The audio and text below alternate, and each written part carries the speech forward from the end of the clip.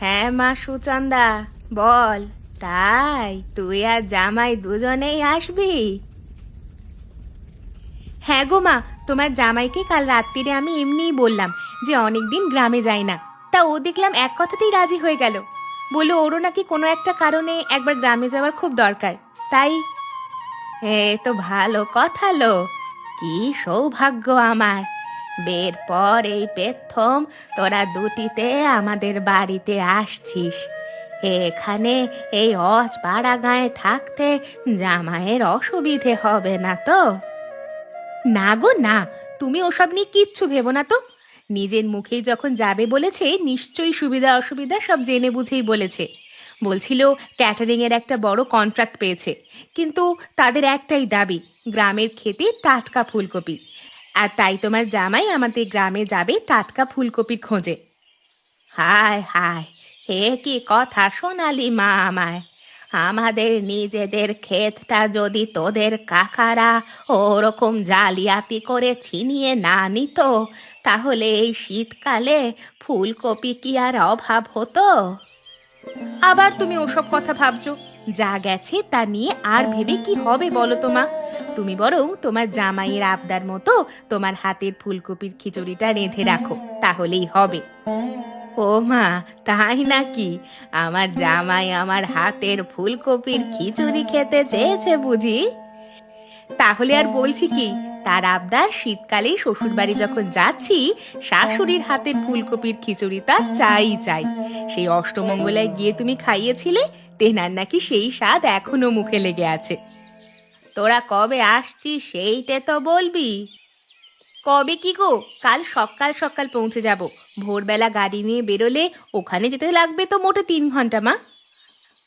আচ্ছা আচ্ছা, তাই আয়, আমি সব ব্যবস্থা করে রাখবো এখন। আর জামাইকে বলিস চিন্তা না করতে। আমাদের ক্ষেত নেই তো কি হয়েছে, গ্রামে মেলা লোকের ক্ষেতে এই ধামসা ধামসা ফুলকপি ফুটে আছে। জামাই তাদের সঙ্গে কথা বললে তারা বিক্রি করার জন্য সব হতে দিয়ে পড়ে আছে। ঠিক আছে মা, আমি বলে দেব, কিন্তু তুমি খিচুড়ির ব্যবস্থাটা করে রেখো মা। ওইটা খাবে বলেই কিন্তু তোমার জামাই এক কথায় আমাদের গ্রামে যেতে রাজি হলো, নয়তো। হ্যাঁ রে বাবা হ্যাঁ, তোকে অত ভাবতে হবে না। আমার 10টা নয় 5টা নয়, একটা মাত্র জামাই শীতের দুপুরে শাশুড়ির হাতের ফুলকপির খিচুড়ি খেতে চেয়েছে, আর এটুকু ব্যবস্থা আমি করতে পারবো না?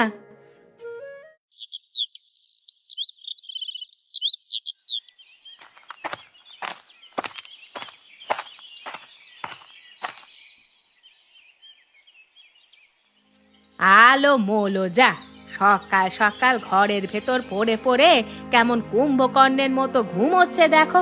বলি তুমি উঠবে নাকি খোল কর্তার আনতে হবে? সত্যি গিন্নি, গলাখানা তোমার ফাটা সানাইকেও হার মানায়। আমার যদি ক্ষমতা থাকতো, গলাখানা তোমার বাঁধিয়ে রাখতাম। তোমার বাপের গ্রামে কি মধু মোটে জুটতো না গো? আমার বাপ আমায় ঢের মধু খাইয়েছে গো, কিন্তু তোমার মতো কেপ্পনের পাল্লায় পড়ে আমার গলা সব মধু একেবারে শুকিয়ে গেছে। বাজে কথা ছেড়ে কাজের কথা শোনো। শিগগির হাট থেকে এই ধামা ধামা দেখে 3-4টে ফুলকপি এনে দাও দিকি।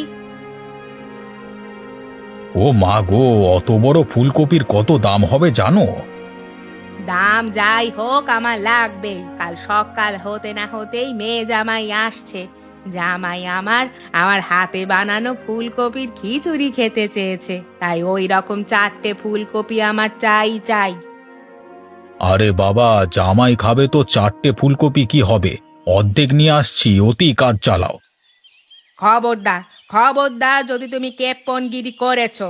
বলি জামাইয়ের সঙ্গে তো আমাদের মেয়েটাও আসছে নাকি? যাও বলছি, 4টে ফুলকপি না আনলে আজ তোমার রক্ষে নেই। উফ বাবা গো, এই নচ্ছার জামাই আর আসবার সময় পেল না, একেবারে মাসের শেষে। তাও আবদার শোনো, ফুলকপির খিচুড়ি। শ্বশুরবাড়ি এসে মাছ মাংস ছেড়ে ফুলকপি খেতে চায় এমন জামাই আমি বাপের কালি দেখিনি বাবু। উফ, কত পয়সা যে খসবে কে জানে।